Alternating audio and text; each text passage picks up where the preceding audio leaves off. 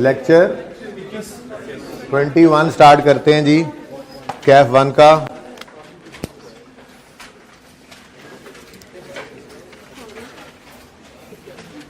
Test कैसा रहा फिर? मजे का था। यू कैन एक्सपेक्ट कि आपको नोट ही बनाना पड़ता रहे अगले 2 टेस्ट में, और क्योंकि मैंने आपको ये कहा था कि जैसे अब IAS 36 मिक्स हुआ है, नोट बन गया। IAS 36 आज नहीं तो कल ख़त्म हो जाएगा इंशाल्लाह। फिर हम IAS 23 शुरू कर लेंगे। जब IAS 23 पढ़ लेंगे तो नोट IAS 23 के साथ मिक्स करके बना लेंगे। फिर हम IAS 20 पढ़ेंगे, उसके बाद तो फिर IAS 20 को नोट के साथ मिक्स कर लेंगे। फिर इन्वेस्टमेंट प्रॉपर्टी पढ़ेंगे, फिर इनको मिक्स कर लेंगे। तो फिर ये मिक्स करते करते करते करते इसकी भी तैयारी हो जाएगी बेहतरीन, और साथ साथ इंटीग्रेशन भी सीख लेंगे हम, ठीक है ना। तो इन 5 के सेट को पूरा करने के बाद ही सोचेंगे कि नेक्स्ट हमने क्या करना है। ओके, 5 कौन कौन से? IAS 16 हो गया, IAS 36 तकरीबन हो गया, ठीक है। IAS 23 बोरिंग कॉस्ट, फिर IAS 20 गवर्नमेंट ग्रांट, फिर IAS 40 इन्वेस्टमेंट प्रॉपर्टी। बिल्कुल IAS 40 जो है वो बिल्कुल IAS 16 जैसा ही है, बड़ा बेहतरीन स्टैंडर्ड। तो जी ये टेस्ट नंबर 2 है आपका जी। तो ख़वातीनो हजरात, क्वेश्चन नंबर 1 हो गया था। इसका सलूशन अवेलेबल है इन केस आपको कोई इसमें मसला हो, ठीक है। तो दोनों मौजूद हैं, ठीक है, दोनों का आंसर मौजूद है, ठीक है। ये भाई कैमरा के सामने जितने लोग बैठे हैं ना, ये ज़रा एक ही बार इधर हो जाए, ठीक है ना। इतनी गुंजाइश नहीं है भाई, आप भी हो जाए, कुछ नहीं होता। मैं हर बच्चे पे नज़र होती है, मेरी कोशिश होती है हर बच्चे को समझ आए, ठीक है ना। ये जो है ना, अब इस रो में कोई और ना जाए भाई, इस रो में अब कोई और ना जाए, ठीक है। और आप ये खाली रखें ताकि आने वाला फ़ौरन बैठ जाए। ओके, अच्छा जी, ये MCQs करवाने की ज़रूरत मैं महसूस नहीं कर रहा। सोल्यूशन आप लोगों को अवेलेबल हो गया हुआ है, ठीक है, अवेलेबल है सोल्यूशन, टीए के पास भी अवेलेबल है, ठीक है। तो सोल्यूशन आप लोग देख लीजिएगा। इन MCQs में कोई मसला होगा तो कल कहिएगा, मैं दोबारा करवाने के लिए तैयार हूँ, ठीक है। अभी ज़रूरत महसूस नहीं कर रहा वैसे मैं, अगर होगी ज़रूरत तो बिल्कुल करेंगे, लेकिन इनको सबसे पहले अपने होमवर्क में लिख ज़रूर लें, ठीक है। आज के होमवर्क में सबसे पहले लिख लें। मैंने ये टेस्ट 2 का क्वेश्चन 1 जो है वो होमवर्क में नहीं ना दिया था, तो माशाल्लाह इतने अच्छे बच्चे हैं नहीं मेरे, मुझे पता है कि जो खुद से कुछ काम कर रहे हैं। तो होमवर्क के अंदर सबसे पहला होमवर्क आप लिखें, बैठ जाओ यार, जल्दी बैठा करो, कैमरे का खड़े हो गए यूं देखते हो, उनको नज़र कुछ नहीं आता, फ़ौरन बैठा करो, सीटें खाली हैं। टेस्ट नंबर 2 का क्वेश्चन नंबर 1 MCQs, ठीक है। किए हुए हैं तो अच्छी बात है, चेक कर लेना, नहीं किए हुए तो लाजमी एक बार कर लेना। प्रॉब्लम आए तो मुझे बता देना, मैं कल आपको उससे डिस्कस कर लूँगा, सोल्यूशन मौजूद है, उससे देख लोगे, ठीक है। अच्छा जी, अपने आज के मेन क्वेश्चन की तरफ आते हैं। क्वेश्चन नंबर 2 है जी, ऑर्चिड लिमिटेड। और मज़े की बात यह है कि ICAP के क्वेश्चन बैंक का क्वेश्चन है, ठीक है ना, क्वेश्चन बैंक। हाँ, तो भाई मैं अर्ज़ कर रहा हूँ कि क्वेश्चन बैंक है ICAP का बेसिकली। अब ICAP ने क्वेश्चन बैंक में सारा कुछ डाल दिया, पास पेपर भी वहीं पे उसकी एग्जांपल बन जाते हैं, जो पहले प्रैक्टिस क्वेश्चन होते थे वो भी अब वही एग्जांपल्स होती हैं। तो बहरहाल ये एक क्वेश्चन बैंक का क्वेश्चन है ICAP का, पास पेपर नहीं है। Following information pertains to property plant and equipment of Orchid Limited, a listed company. Buildings given है, प्लांट, फिर बिल्डिंग्स की डिटेल है, फिर प्लांट की। बिल्डिंग रिवैल्यूएशन मॉडल पे है, प्लांट कॉस्ट मॉडल पे। रिक्वायरमेंट है prepare a note of property plant and equipment along with comparative figures, ये मसला है। तो जैसे मैंने पहले अर्ज किया कि मुझसे अगर शेर दिल वाला सवाल ना करवाते तो मैं भी ये ना करता, ठीक है ना।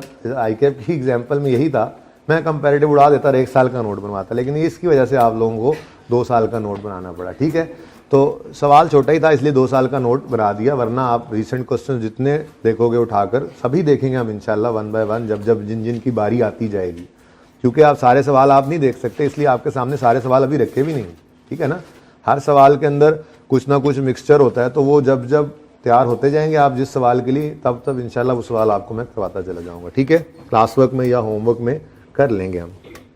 ओके, तो रिसेंट क्वेश्चन में आप देखोगे 1 साल का ही नोट होता है। ओके, फॉलोइंग इन्फॉर्मेशन, नोट बनाना है 31 दिसंबर 17 का और 16 का भी बनाना है। तो फिर क्या करेंगे,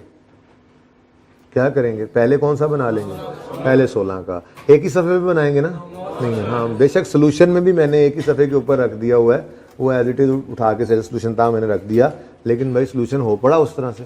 हमने जो सीखा है हम वही करेंगे और कंपैरेटिव्स भी बना लेंगे और सब नोट्स बनाते हुए सिर्फ रिसेंट का कर लेंगे, ठीक है ना। यही तरीका आपको बताया हुआ है। और अगर बहुत ही नंबर दे दे, जैसे कोई 25 नंबर का सवाल दे दे, जो कि मुमकिन नहीं है, तो फिर दोनों साल में सब नोट्स बना देना, फिर बतेरे नंबर है, टाइम बड़ा है। बस आपने मार्क्स इंटू 1.8 कर लेना, आपके सामने टाइम है, जितना कर सको उसमें कर देना, ठीक है। अच्छा जी, अब पढ़ते हैं 1 बाय 1। ओपनिंग बैलेंसेस गिवन है, ओपनिंग बैलेंसेस है। Following information pertains to Orchard Limited, ठीक है जी। यकम जनवरी 15, अच्छा ये ओपनिंग नहीं है, ये डेट ऑफ परचेज ही दे दी उन्होंने, ठीक है। अच्छा, लेकिन हमें नोट बनाना है 16 और 17 का। अब 15 से 16 पर ओपनिंग बनाना पड़ेगा, ठीक है ना, सही है। 600 की हमने बिल्डिंग्स खरीदी थी, 30 ईयर इनकी ओरिजिनल लाइफ थी और रीवैल्यूएशन मॉडल है। और फिर बिल्डिंग के बारे में पढ़ लेते हैं। Revalued amount of buildings as determined by Shabbir Associates and independent valuer on 31 December 15 and 17 was इतने एंड इतने रिस्पेक्टिवली। 2 रीवैल्यूएशन हुई हैं। जल्दी बैठा करें, जगह खाली रखा करें, सवारियां बिठा लें। ओके जी, रीवैल्यूएशन 2 दफ़ा हुई है। ऊपर जो सबसे पहले पैरा के अंदर डिटेल गिवन है वो कॉस्ट गिवन है, क्लियरली उसने ऊपर लिखा हुआ है यकम जनवरी 15 की डेट ऑफ परचेज और कॉस्ट, उसने नहीं लिखा हुआ कॉस्ट या रीवैल्यूड अमाउंट। कंफ्यूजन की कोई ज़रूरत नहीं है, सिंपल ये कॉस्ट है, ठीक है, आसान सवाल था। फिर यकम जनवरी 15 की कॉस्ट के बाद 31 दिसंबर 15 पे डेप्रिशिएट करने के बाद ये ईयर एंड की रीवैल्यूएशन थी ना, ठीक है। ईयर एंड पे आके हमने रीवैल्यू कर लेना है। फिर उसके बाद दूसरे ईयर के एंड पे भी, तीसरे ईयर के एंड पे फिर रीवैल्यू हो जाना है। कोई मसला, वर्किंग करेंगे अभी जो करते होते हैं हम, ठीक है। उसके बाद ये काम तो हमने किया ही नहीं हुआ था, जितना कोई ये किया था मुझे तो जो है ना वो बड़ी तंगी होने लग गई थी, ठीक है। On 30 June 17 building having original cost of 66 was sold to Bakir. It was last revalued at 87। Oil incurred a cost of 2 million on disposal. ये इंट्रो का कॉन्सेप्ट था छोटा सा। उसके बाद प्लांट की बात देखते हैं बाद में। 2 ही एसेट हैं, कोई तीसरा नया तो नहीं आया था बीच में। चलो अब वो हेडिंग्स आप खुद ही बनाते रहना, ठीक है ना। ओएल नोट बस, हाँ ये लिख देता हूं मैं, for the year ended 31 December 16। आपको ये पसंद ना हो ना कि पहले 16 का पहले सफ़े पे बने, तो आप क्या किया करो, आप प्लानिंग ऐसे कर लिया करो, पहले 2 सफ़े छोड़ दिया करो 17 के नोट के लिए, तीसरे सफ़े पे 16 का नोट बनाओ और चौथे पे वर्किंग की हेडिंग दे दो। बगैर सब नोट्स के एक सफ़े पे नोट आ ही जाएगा ना, इवन इम्पेयरमेंट भी हो तो, ठीक है, नहीं आएगा, आ जाएगा। और मैंने कहा अगर 2 साल का नोट आ जाता है तो सिर्फ रिसेंट का 17-18 नंबर में सिर्फ रिसेंट के सब नोट्स बना देना, ठीक है ना। अव्वल तो वो ऐसे करेगा नहीं कि 2 साल का नोट मांगे, तो 1 साल का होगा तो बस वो तो आप वैसे ही स्टार्ट में शुरू कर दोगे, ठीक है। तो पहले 2 सफ़े छोड़ दो 17 के लिए, तीसरे सफ़े पे 16 का नोट बनाना शुरू कर दो और चौथे पे वर्किंग्स। आप वर्किंग्स यूज़ करोगे और 16 का नोट बनाओगे, 16 का क्लोजिंग बनेगा, वो 17 का ओपनिंग बना लो। और किसी बच्चे ने अगर 16 का पहले बना दिया सफ़े पे, तो फिर पहले सफ़े पे 16 बनाए, दूसरे से 17 का शुरू कर दे, फिर दूसरा तीसरा फिर भी खाली रखे और चौथे से वर्किंग शुरू करे। लेकिन क्लियरली लिख ज़रूर दे, ठीक है ना। बेहतर तो यही है कि पहले 17 का हो, लेकिन चलो नोट अगर 2 साल का बनाना पड़ रहा है तो फिर इतनी को माफ़ी तो मिल ही जानी चाहिए कि पहले सफ़े पे 16 आ गया, लेकिन फिर नोट के आगे फिर दूसरे सफ़े पे 17 का नोट हो और फिर उसके सब नोट्स हों, तो फिर चौथे सफ़े से ही वर्किंग शुरू हो, ओके। और अगर 1 साल का नोट होगा तो पहले 2 सफ़े नोट के और सब नोट्स के लिए छोड़ के तीसरे से वर्किंग शुरू कर देना, ठीक है। ये ज़रा बता रहा हूँ आपको पर्चे की प्लानिंग, क्योंकि 2 सफ़ों से ज़्यादा क्या करना होगा, मतलब 1 सफ़े पे मेन नोट आ जाते हैं और सब नोट्स कितने को बनेंगे यार, 1 सफ़े के ऊपर आराम से आ जाते हैं, ठीक है ना, ओके। यानी मैक्सिमम जो नोट्स हैं वो हम बना चुके हैं। सब नोट्स जो कॉमन सब नोट्स हैं वो क्या है, रीवैल्यूएशन ज़रूर होगी, तो फिर रीवैल्यूएशन के 3 सब नोट्स हैं, 10-12 लाइनों में आ जाते हैं। उसके बाद सवाल के अंदर मैक्सिमम कोई 1 या 2, मैंने अभी नहीं देखे वैसे, हद 2 सब नोट्स और आ जाएंगे। तो 2 सफ़ों के ऊपर आपके नोट का सवाल हो सकता है। तीसरे सफ़े पे वर्किंग्स की हेडिंग दो और हो जाओ शुरू, जो वर्किंग करनी है करते जाओ, जहां तक करनी हो। 10 सफ़ों में वर्किंग करते रहो, कोई मसला नहीं। ठीक है, सही है। थोड़ी सी प्लानिंग की हमने परिचय के हिसाब से। अच्छा जी, फिलहाल तो नोट बनाना है। अब रुपीज इन 1000 है, मिलियन है, वो सब कुछ आपने लिखना है। ये ना कहना कि वो आपने नहीं लिखा हम भी नहीं लिखेंगे। ग्रॉस कैरिंग अमाउंट जी, ओपनिंग रिवैल्यूएशन है तो ट्रांसफर, फिर एक रो रिवैल्यूएशन के लिए रख लो, फिर एडिशन है, कोई एडिशन? अच्छा चलो अब लिख दिया। वैसे एडिशन नहीं था तो बच सकते थे, लेकिन चलो खैर है, लिख लिया तुम। क्लोजिंग आ गया। उसके बाद जी एक्यूमुलेटेड डेप्रिसिएशन, ओपनिंग, हाँ ईयर एंड रिवैल्यूएशन है ना, तो पहले डेप्रिसिएशन लिख लो, जरा थोड़ी गलती के चांसेस कम हो जाते हैं। ठीक है ना। फिर depreciation expense, then transfer, then disposal and closing. लेकिन बुक वैल्यू ना निकालो, सवाल तो पहले पढ़ते ही हो ना आप। तो सवाल पढ़ा तो आपको नजर आई थी रिकवरेबल अमाउंट, तो इसलिए इम्पेयरमेंट टेस्ट लगाना है तो एहतियातन पहले लगा लो अगर आपको तकलीफ हो रही है तो। या अगर फॉर्मेट में आपने लिख भी दिया क्यूमुलेटिव इम्पेयरमेंट टेस्ट लगाने पे कुछ नहीं निकला तो ओपनिंग 0, इम्पेयरमेंट 0, क्लोजिंग 0, चलो फॉर्मेट बन गया, ठीक है और सही है। अगर फॉर्मेट बन जाए और इम्पेयरमेंट टेस्ट बाद में लगाओ और इम्पेयरमेंट ना आए तो कोई बात नहीं है यार, खाली छोड़ देना उसको। बुक वैल्यू में से, वो कॉस्ट में से एक्यूमुलेशन माइनस होगी और फिर इम्पेयरमेंट एक्यूमुलेटेड होगी नहीं तो माइनस भी कुछ नहीं होगा, और सही है। इसलिए मैं तो कहूंगा अगर सवाल पढ़ते हुए लग गया कि इम्पेयरमेंट है तो आप क्या कर दिया करो, एक्यूमुलेटेड इम्पेयरमेंट भी बना लिया करो, एक्यूमुलेटेड इम्पेयरमेंट लॉस।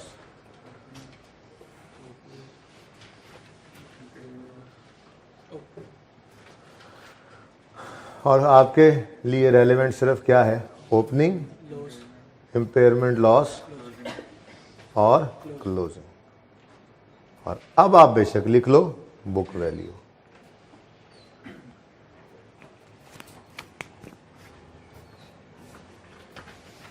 उधर जाएंगे।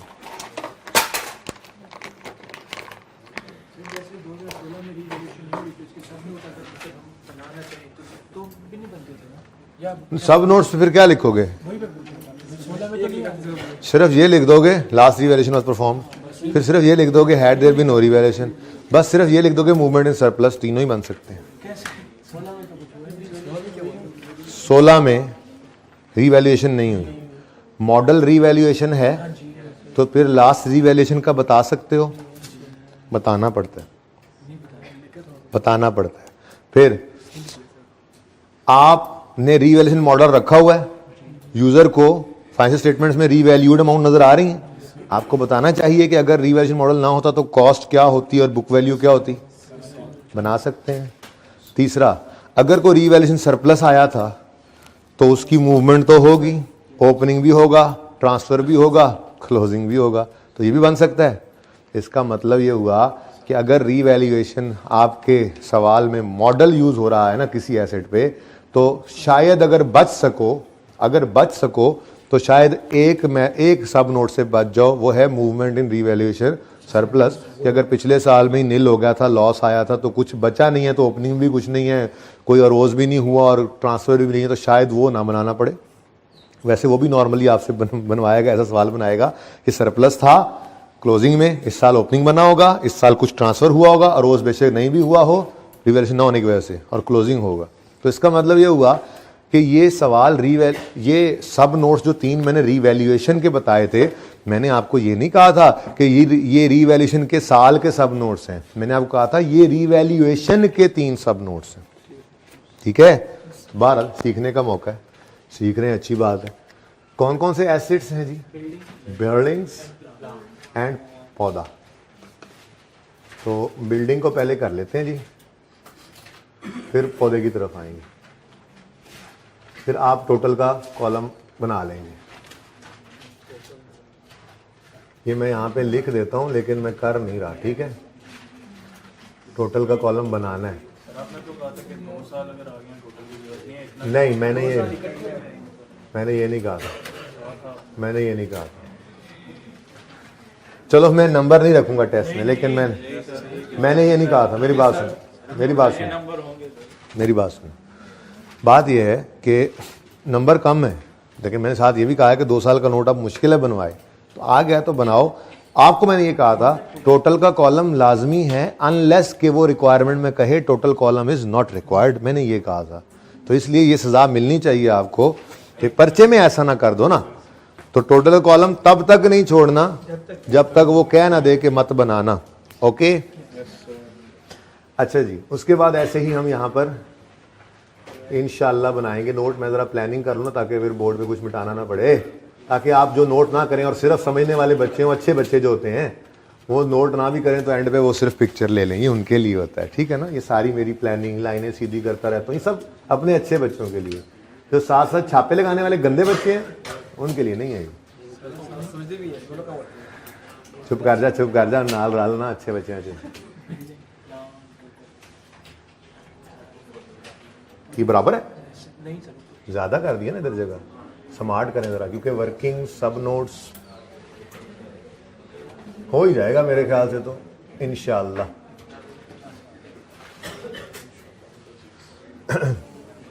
अच्छा जी,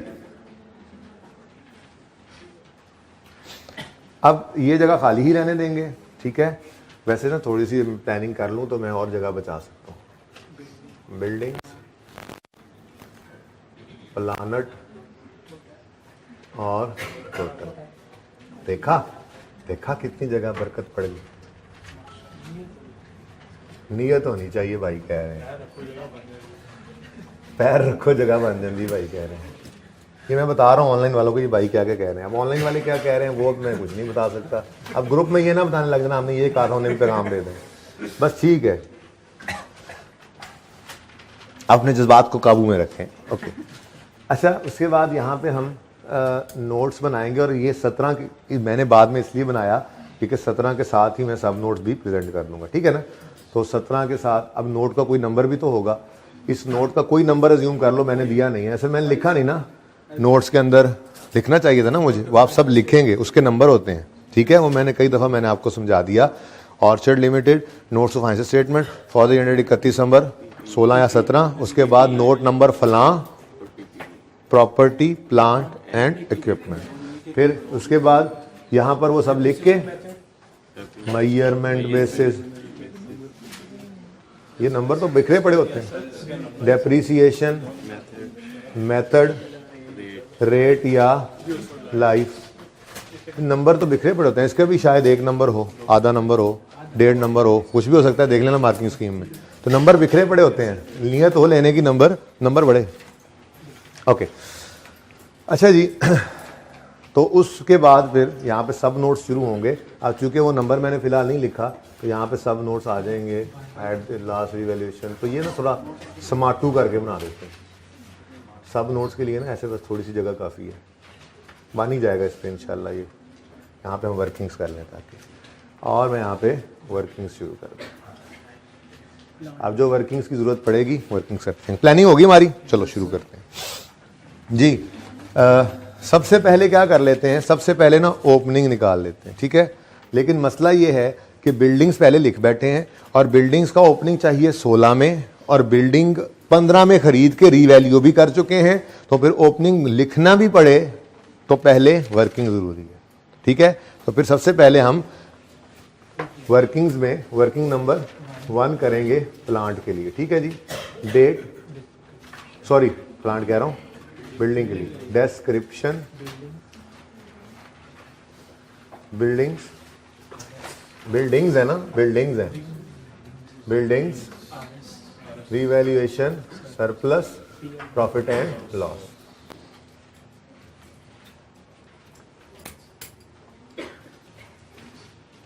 ठीक, चले।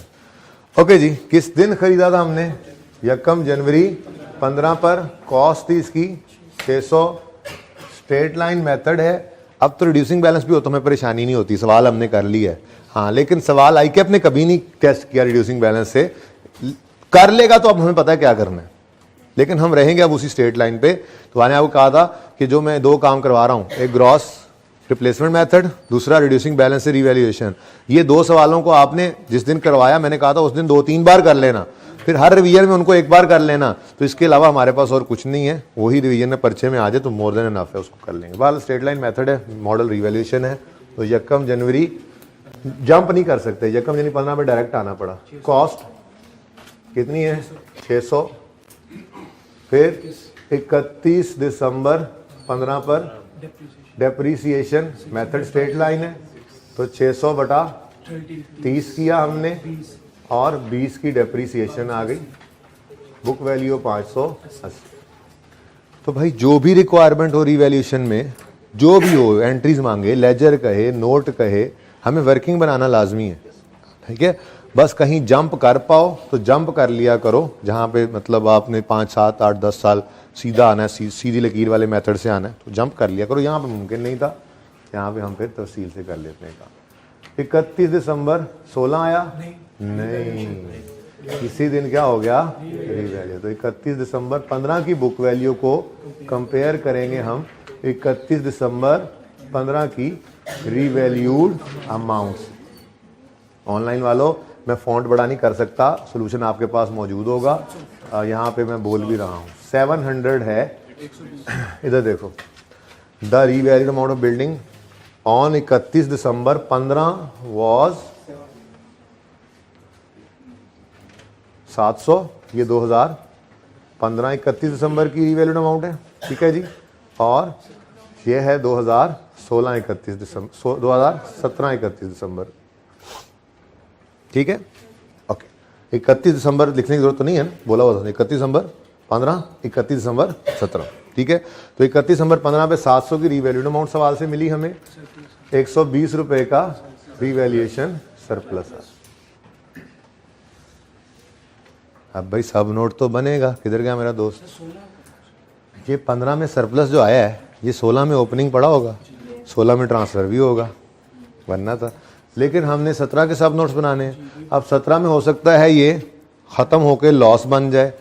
अच्छा, 17 के ओपनिंग पे भी अगर पड़ा हुआ, अगर ओपनिंग पे भी पड़ा हुआ तो ओपनिंग लिखकर हमें सरप्लस को नील करना पड़ेगा, मूवमेंट शो करनी पड़ती है। बहरहाल देखते हैं। 120, 120, ठीक है जी, वाह 120, ठीक है जी, शेयर बन गया। तो शेयर बड़ी जल्दी बन जाता है। अभी हमारा साल शुरू नहीं हुआ, अब वर्किंग पूरी कर ही देते हैं यार, पर जान छुड़ाए हैं। 31 दिसंबर 16 पर डेप्रीशिएट करेंगे, 700 को डिवाइड करेंगे 29 से। इस दिन खड़े होकर 1 साल गुजर गया ना जी। और साथ ही सरप्लस के साथ भी वही हशर नशर।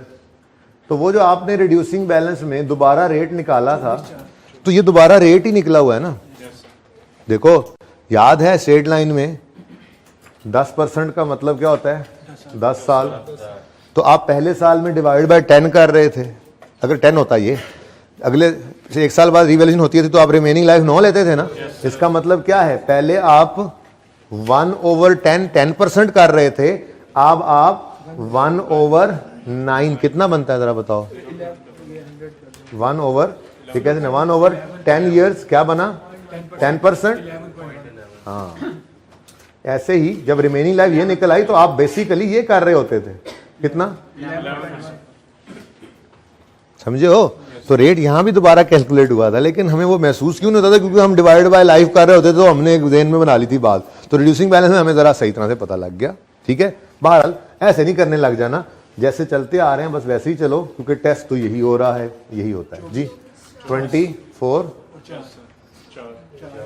मुझे लगा कह रहा है 49, परेशान हो गया।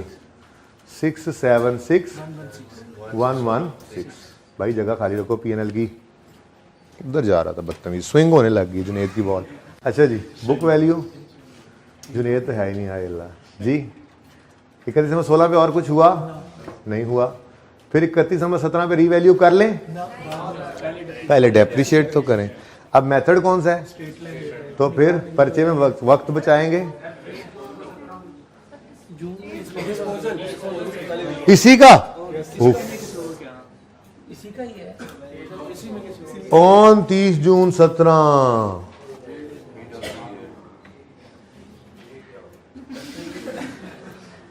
डिस्पोजल है, कोई मसला नहीं है।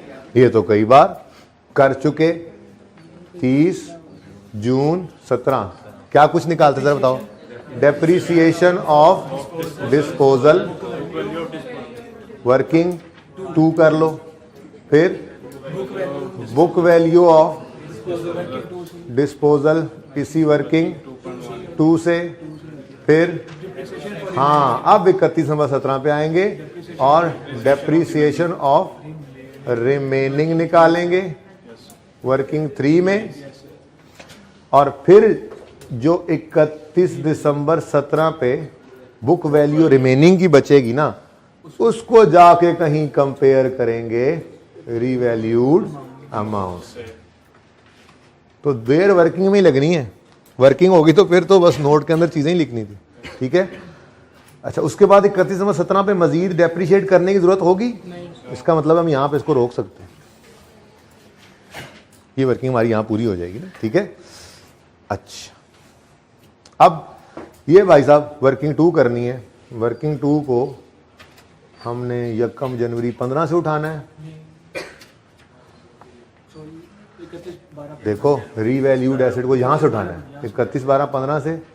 हाँ, ये यहाँ पे बन जाएगी मेरे ख्याल से, ट्राई कर लेते हैं। Let's try working 2 date. यहाँ वर्किंग 2 की हेडिंग अब मैं नहीं दे रहा, वर्किंग 2 की हेडिंग आपको पता है क्या है, इसमें हम depreciation and WDV of disposal निकालते थे, याद है।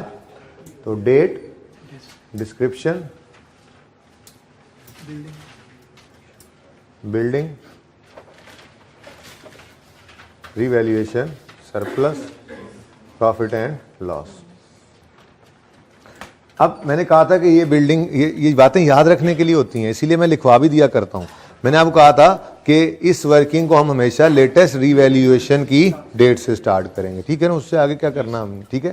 तो लेटेस्ट रीवैल्यूएशन की डेट 31 दिसंबर 15 है, और इधर देखो मैं कह रहा हूं कि जी हमें रीवैल्यूड अमाउंट चाहिए, ठीक है। आप सवाल के पास आए, उसने कहा 30 जून 17 पे a building having original cost of 60, इसको हमने क्या करना, अब कुछ करना है इसको नहीं, वॉज सोल्ड फॉर 85।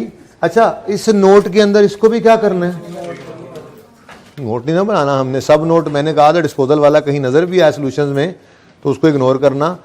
एक डिटेल ऑफ डिस्पोजल का सब नोट बनता है जिसमें बाकिर लिमिटेड का नाम भी इस्तेमाल होता है और सेल प्रोसीड से गेन लॉस निकाल के वो भी प्रेजेंट करना होता है, लेकिन वो सब नोट रिक्वायरमेंट है कंपनीज एक्ट की, और कंपनीज एक्ट एप्लीकेबल है FAR 2 में। तो ये वाला नोट जो है ना PPE का, ये हमने FAR 2 में भी बनाना है, जाके वहां पे जाके आपको ये सब नोट डिटेल डिस्पोजल बनाना पड़ेगा, क्योंकि वहां पे कंपनीज एक्ट और IFRS दोनों ही फाइनेंशियल स्टेटमेंट्स पे एप्लीकेबल, ठीक है। लेकिन यहाँ पे चूंकि कंपनीज एक्ट एप्लीकेबल नहीं है, तो अब मैं डिस्पोजल, डिटेल ऑफ डिस्पोजल का सब नोट बच्चों को नहीं बनवाता, ठीक है। तो इसको भी हमने कुछ नहीं कहना। हाँ, लास्ट रीवैल्यूएशन 87 की थी, इसको फिलहाल, अच्छा इसको फिलहाल क्या, इसको भी सवाल में इग्नोर करना है। अगर आपको इंट्रो याद हो, मैंने आपको इंट्रो की रिवीजन बल्कि करवाई थी, अकमल ब्रदर्स वाला सवाल करवाया था इत्तेफाक से, आज इंट्रो जो इंट्रो प्लस R1 वाले आज उन्होंने वो सवाल किया, उसमें डिस्पोजल कॉस्ट आई थी। तो मैंने आपको कहा था कि उसूल क्या है, हम डिस्पोजल कॉस्ट को सेल प्रोसीड से नेट करके यूज कर लेते हैं, लेकिन वो भी कहाँ करते हैं भाई, जनरल एंट्री में जब गेन लॉस निकाल रहे हो, ना तो एसेट अकाउंट में कैश आता है, ना ही एक्यूमुलेटेड डेप्रिसिएशन अकाउंट में कैश आता है। तो हमारा नोट तो इन्हीं 2 अकाउंट से बन रहा है, डिस्पोजल अकाउंट में कैश आता है और वहां से गेन लॉस निकलता है, वो प्रॉफिट एंड लॉस के लिए चाहिए, इसलिए इस लाइन को भी पक्का ही इग्नोर कर दो, ठीक है ही नहीं। तो बस हमें हमारे मतलब की इतनी सी चीज निकली है, ठीक है। 87 जो it was last revalued, last हुई एक थी वैसे तो, लेकिन it was last revalued at 87, ठीक है। अब इसका सरप्लस निकालना है। ओए कॉस्ट से माइनस करें मतलब डेप्रिशिएट नहीं हुई होगी, लास्ट ईयर यस सर। समझे बात? तो वापस आपने क्रॉस किया था, वापस मिटा दिया। यार वो वाला सवाल तो ये ना निकला जिसमें उसने WDV भी दे दी थी, ओमेगा केमिकल्स था गालिबन, कुछ ऐसा सवाल था ना जिसमें एसिड की उसने रीवैल्यूड अमाउंट भी दी और बुक वैल्यू भी दी। हा। तो भाई इसको पकड़ के ले आओ। और एक वर्किंग इधर मैं कर रहा हूं, वर्किंग 2.1, वर्किंग 2.1 हमें करना पड़ी कि हमने ये बिल्डिंग खरीदी थी 1 जनवरी 15 पे, इनकी कॉस्ट थी 66, ये जो बिल्डिंग बिकी है इसकी कॉस्ट, ठीक है ना। फिर 31 दिसंबर 15 आया और ये डेप्रीशिएट हुई 66 डिवाइडेड बाय 30 कितना 2.2। तो इसकी बुक वैल्यू इस दिन कितनी थी 63.8। अब एक लाइन, चलो अब तरतीब वही रख लो, एक लाइन खाली छोड़ेंगे और रीवैल्यूड अमाउंट लिख देंगे। तो हमें शुरू इसको यहां से करना चाहिए था, ठीक है। अच्छा अभी वहां पे इतना काम नहीं बढ़ा, इसको यहीं से शुरू कर लेते हैं, क्या ख्याल है? कर लें, पूरी आ ही जाएगी यार, क्योंकि ये 3 चीजें यहां तक रुकनी है ना इंशाल्लाह। कोशिश करके मैं जरा ये यहां तक लिखें, कैमरा वाले भाई तो नजर आएगा, हाँ नहीं तो सर ऊपर से थोड़े थोड़े काट देंगे। नीचे के बैठो सारे, नीचे के बैठो। ओके तो भाई इधर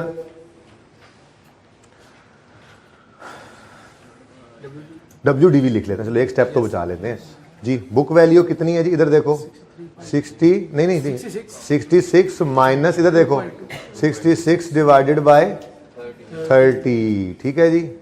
तो आंसर क्या आ गया पॉइंट, यार ये लिखा है ना, नहीं लिखा 63.8 नहीं लिखा हुआ, बस ये मैंने वहां पे 1-2 लाइनें बचा ली हैं, ठीक है। नेट करके लिख दिया 63.8। क्यों ना रीवैल्यू, देखो उसूल लिखा था लेटेस्ट रीवैल्यूड अमाउंट से शुरू करेंगे, क्यों ना कर सके वहां से, क्यों ना कर सके वहां से, क्योंकि हमें सरप्लस भी तो चाहिए था, वो निकालने के लिए हमें ये बुक वैल्यू चाहिए थी। मैंने कहा चलो एक स्टेप पीछे चल पड़ो यार, ठीक है।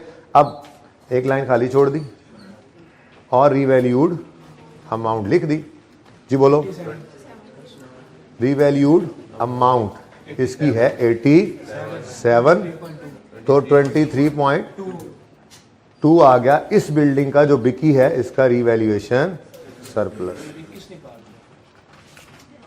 क्या निकाल दूं 23.2, ये है हमारे पास सरप्लस पड़ा हुआ, ठीक था तुम्हारा, कमाल है, छा गए हो तुम। ओके उसके बाद फिर 31 दिसंबर 16 आएगा।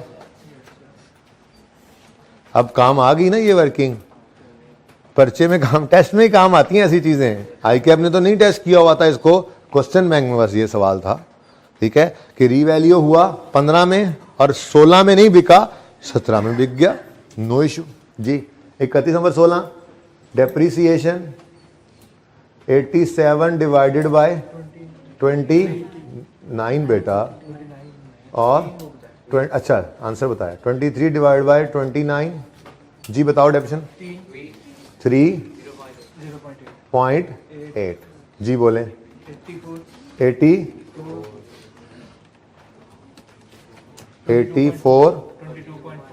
22.4, मंजिल के बहुत करीब हैं हम। बुक वैल्यू आ गई 31 दिसंबर 16,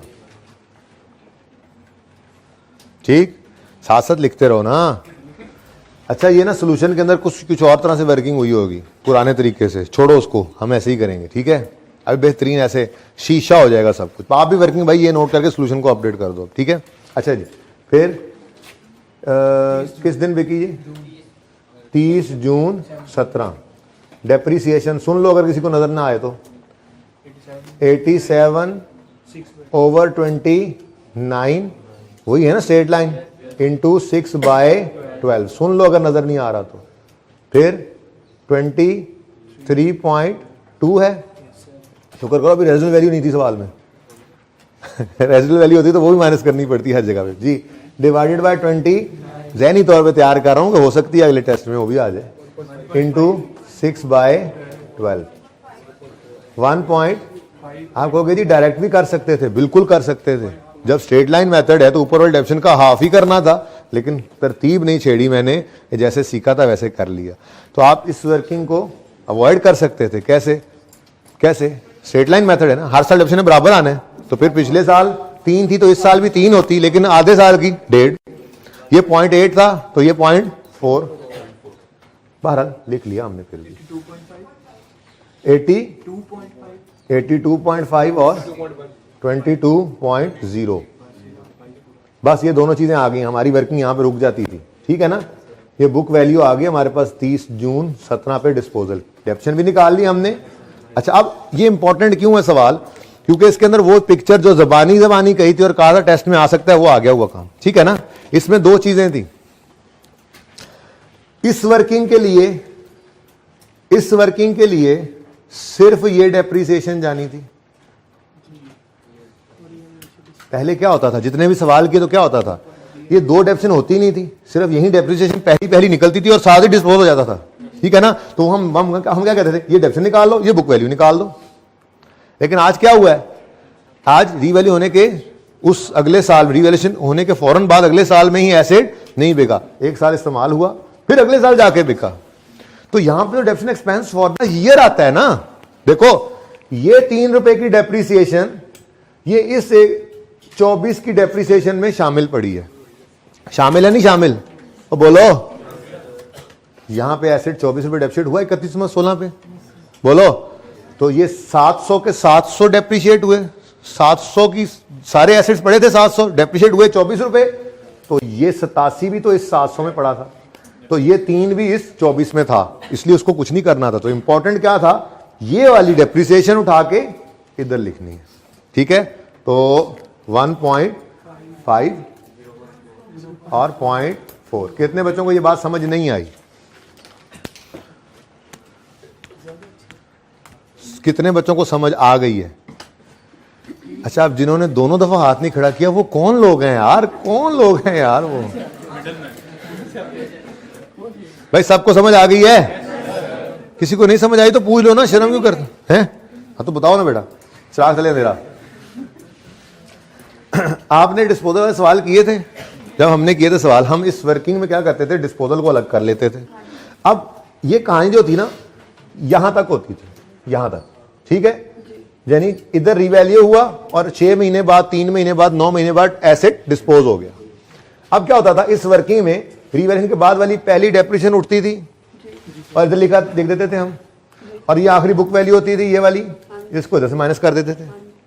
अब आज मसला क्या हुआ, जो मैंने अलार्म दिया था आपको पढ़ाते हुए, मसला क्या हुआ, रिवैल्यू हुआ 15 के एंड पे, अब 16 वाले साल में बिका नहीं, 17 में बिक गया। ठीक है, तो अब यहां पे जो डेप्रिसिएशन हमने निकालनी है 6 महीने की, वो 6 महीने डेप्रिसिएशन ये 1.5 है ना कि ये 3 है। तो फिर मैं सिर्फ इतनी सी अर्ज कर रहा था कि ये 3 की डेप्रिसिएशन इस 24 में पड़ी है, ये 0.8 की ट्रांसफर इस 4 में हो चुकी है। ये वर्किंग करना मजबूरी इसलिए थी क्योंकि हमें ये फिगर्स चाहिए थी ताकि हम यहां पे लिख सकें। क्लियर? अभी भी किसी को नहीं समझ आया तो फिर पूछ लो। हैं? अभी समझ आ गई? ओके, ये ना ये तीर का जो है ना, तीर बदतमीज थोड़ा ऊपर चला गया, ये देखो ऐसे।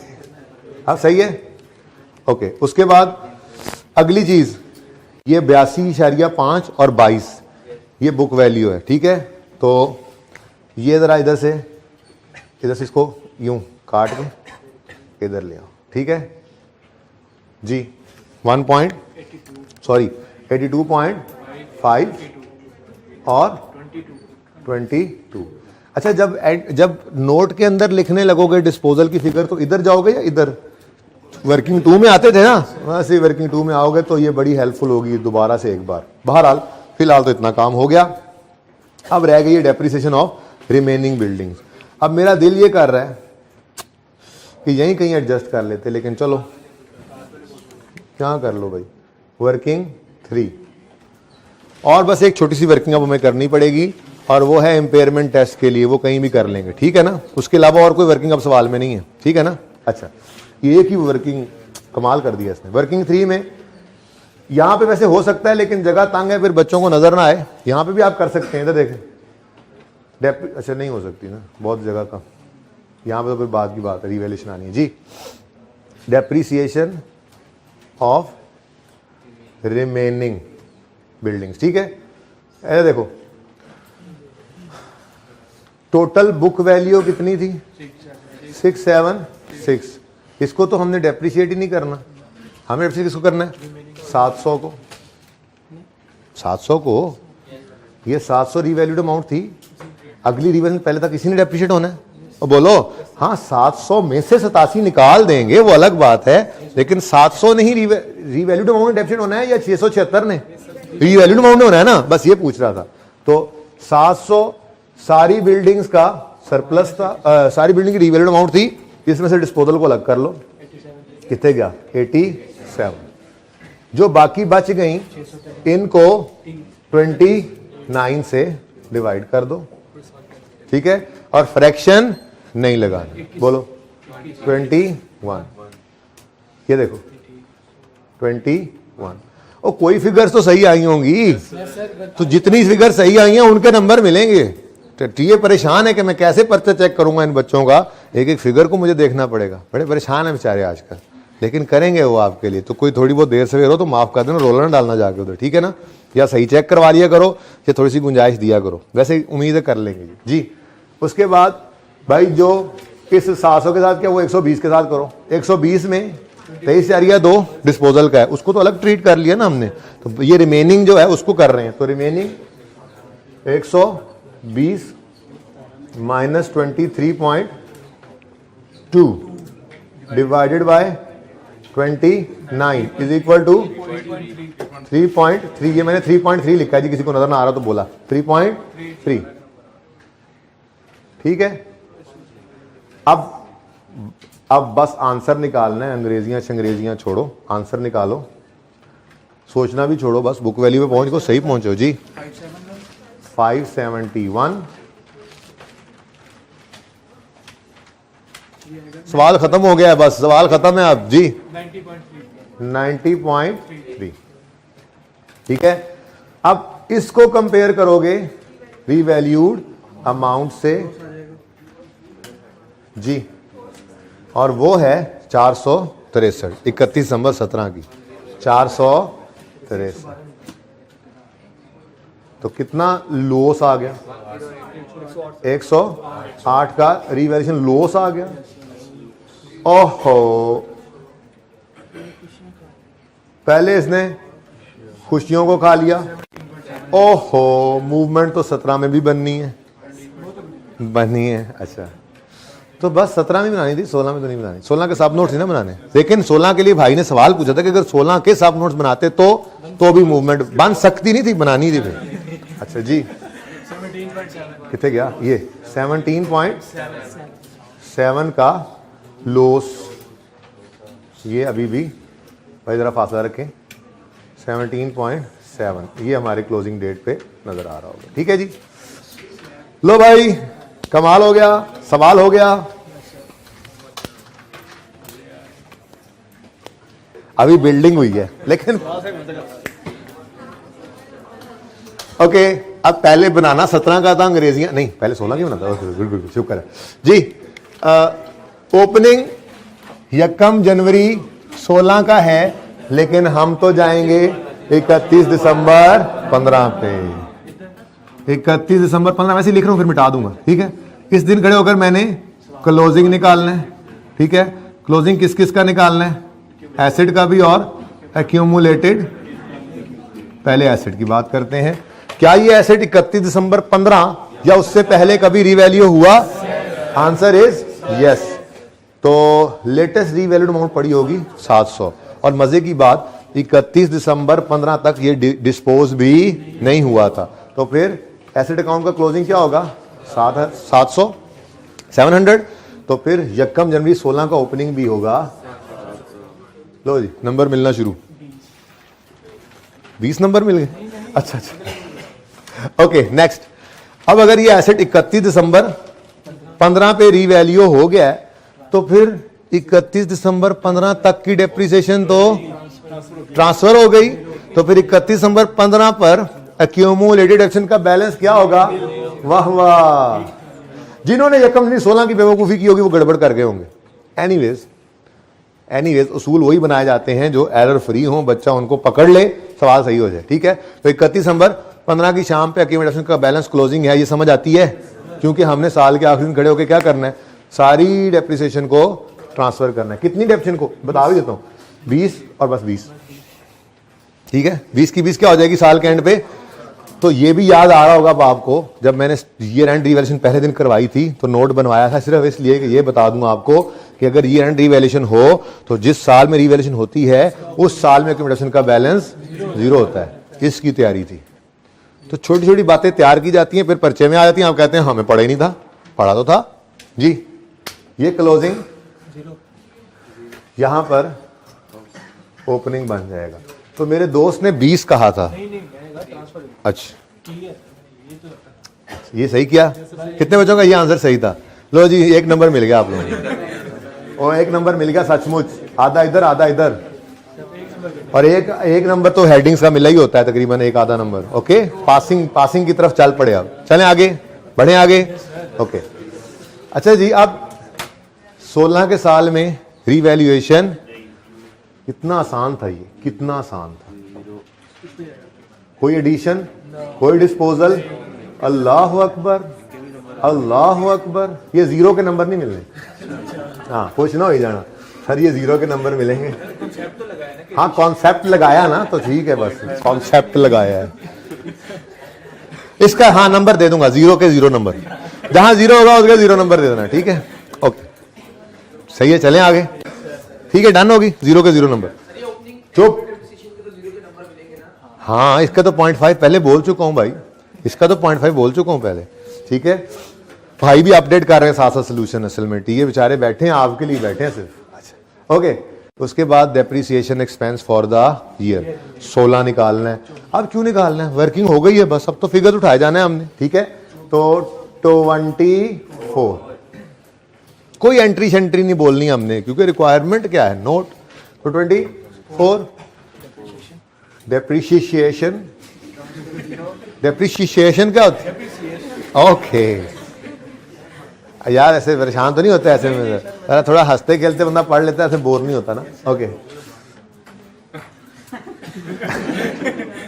अच्छा जी, ट्रांसफर कुछ नहीं, डिस्पोजल कुछ नहीं, क्लोजिंग कुछ नहीं ना, कह देना। ये 15 के साल में क्लोजिंग 0 हुआ था, क्योंकि उस साल में ईयर एंड पे रिवैल्यूएशन हो गई थी। 16 में तो नहीं हुई, अभी 17 में फिर होगी। ओके, देखते हैं। उसके बाद तो भाई बिल्डिंग पे तो इंपेयरमेंट है ही नहीं ना, तो इधर देखो, इसका तो ओपनिंग 0, क्लोजिंग भी। तो मैं ये कह रहा था, सुनो, मैं ये कह रहा था कि अगर आपने इंपेयरमेंट लिख दिया और सवाल में टेस्ट लगाने के बाद इंपेयरमेंट लॉस नहीं आया तो कोई बात नहीं, ऐसे 0 कर देना। अभी फॉर्मेट बना हुआ है तो क्या मसला है? अब सीधा जा रहा है काम, स्विंग तो नहीं हुई बॉल? लगता है आज स्विंग नहीं हो रही दुबई में। ओके, ड्यू आ गई है, बस दुआ करो टास्क फिर जीत जाओ तुम। ओके जी, नहीं तो ड्यू आ गई ना तो हमारे पास भी स्पिनर है, रह जानी सारी गल जी। 676 measurement basis, revaluation model, method है स्ट्रेट लाइन, और 29 ईयर्स।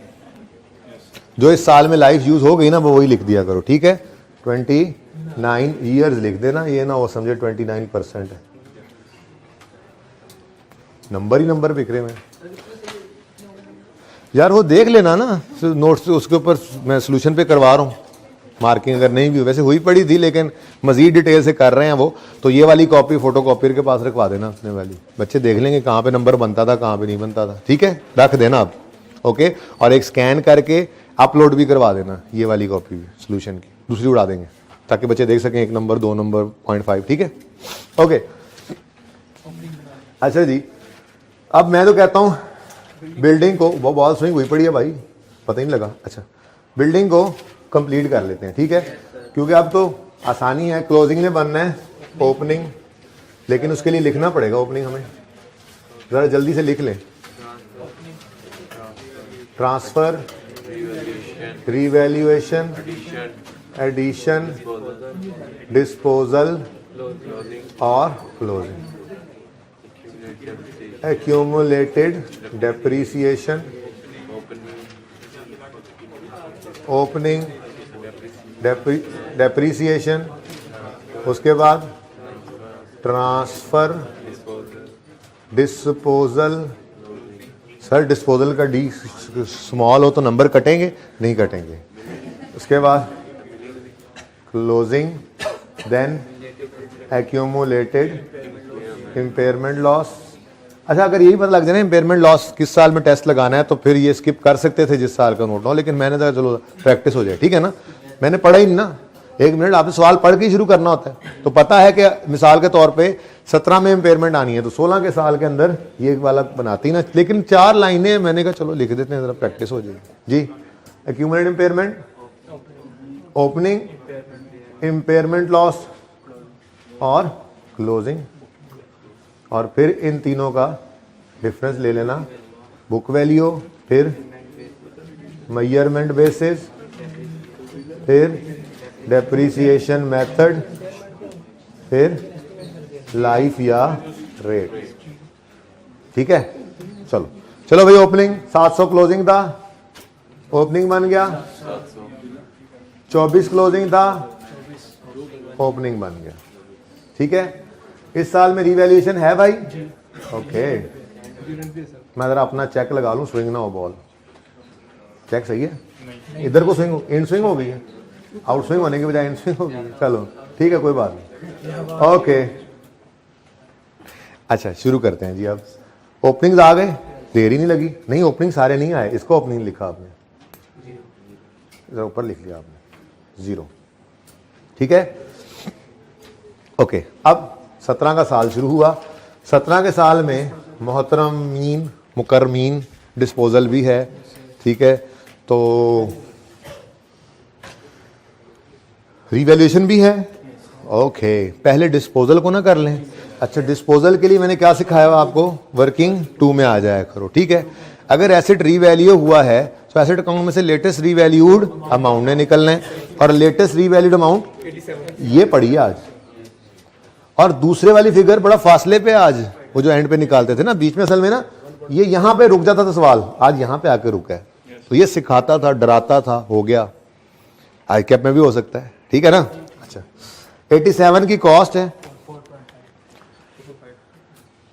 87 माइनस, अब ये तो एडिशन यहाँ पे 0 है, लेकिन फिर भी ये करीब हो गया, 87 डिस्पोज हो गया, ठीक है जी, ओके। उसके बाद अब एसेट अकाउंट में से एसेट की लेटेस्ट रिवैल्यूड अमाउंट क्रेडिट हो गई, समझ आ रहा है।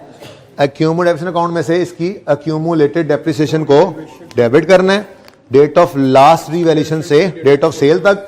अब इन दोनों फिगर्स का डिफरेंस एक्यूमुलेशन बनेगा। अब आदत क्या डली हुई थी, ये वाला डेप्रिसिएशन उठाओ, बस यही है, यही है एक्यूमुलेशन। और मैं समझा रहा था कि भाई जिस दिन रिवैल्यू हुआ उससे अगले साल में ये डेप्रिसिएट हो रहा है, सॉरी डिस्पोज हो रहा है, इसलिए ये वाली डेप्रिसिएशन आप एक्यूमुलेटेड भी कह रहे हो। लेकिन अगर ऐसा होगा, लेकिन अगर ऐसा होगा, सुनते ही नहीं थे, हो गया। फिर आज एक्यूमुलेशन निकालनी है तो फिर ये रिवैल्यूड अमाउंट में से ये 82 माइनस करना पड़ेगा। तो एक्यूमुलेटेड डेप्रिसिएशन ऑफ डिस्पोजल मैं यहां निकालता हूं, 87 माइनस 82.5 इज इक्वल टू कितना? जिसने सम कर लिया वो भी ठीक है, ठीक है, सही है। ये रिवैल्यूएशन के तक की डेप्शन तो सारी ट्रांसफर हो गई थी ना, इसके बाद ये 3 की डेप्शन आई और ये 1.5 की, तो 4.5 ही बनता है। जिसने सम किया वो भी बिल्कुल ठीक है। तो स्टेप 2 में एक्यूमुलेटेड डेप्रिसिएशन अकाउंट में से 4.5 की डेप्रिसिएशन, हाँ यहां पे आप लिख दो वर्किंग 2, ठीक है।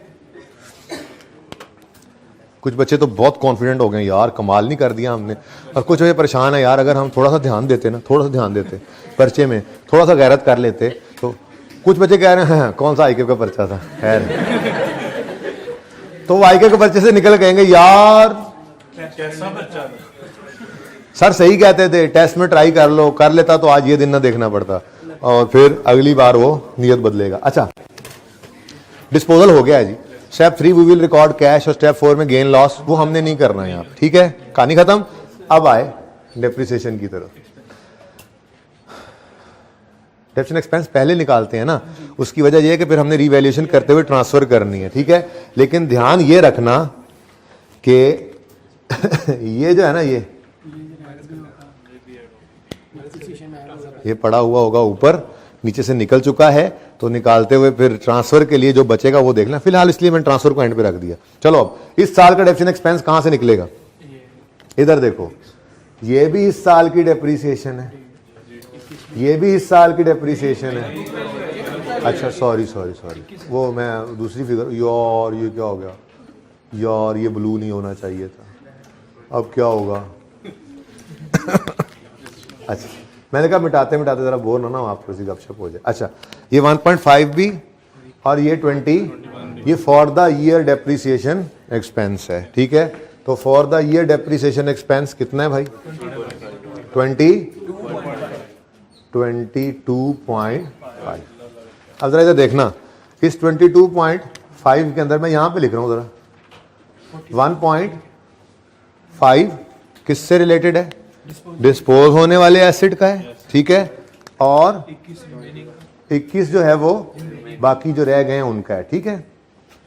ऐसे ही कुछ करने लगा हूं, जरा ध्यान करना। ओपनिंग में 24 की डेप्रिसिएशन है, जो पिछले साल में सिर्फ एक ही डेप्रिसिएशन है 24 की, ठीक है ना, कौन सी वाला, ये वाली। इस 24 में 16 वाले, इस 24 में 3 डिस्पोजल वाले की पड़ी है। पता नहीं क्यों लिख रहा हूं मैं, हालांकि जरूरत कोई नहीं थी, पता नहीं क्यों लिख रहा हूं। बहरहाल कितना, 3 डिस्पोजल की आगे नहीं रहा, वो पीछे चला गया, बिल्कुल आमने सामने, ऐसे ऊपर नीचे, ऐसे ये देखो, जैसे ये यहां से शुरू हो रहा है ना, ये भी यहां से शुरू हो रहा है, ऐसे बिल्कुल एन सामने। ये 3 डेप्रिसिएशन है डिस्पोजल वाली, और बाकी 21 जो है वो रिमेनिंग। बात समझे हो, ठीक है। अब देखो, हैं नहीं समझ आई, 24 की डेप्रिसिएशन को छोड़ो 22,5 की जो डेप्रिसिएशन है वो कैसे बनी, इन दोनों को ऐड करके। इनमें डिस्पोज होने वाले एसिड की कितनी डेप्रिसिएशन है, और बाकियों की 21, यही लिखा है मैंने, ठीक है। लेकिन ये क्या है, ये फर्क क्यों है, 1.5 ऊपर भी 21 ही है, यहां भी 21 है, लेकिन यहां पे 3 है, यहां पे 1.5 क्यों है। पिछले साल में पूरे साल की डेप्रिसिएशन पड़ी थी डिस्पोजल की, इस साल में आधे, लेकिन ये वर्किंग करनी थी, तो आपको समझाने के लिए कुछ लिख दिया मैंने।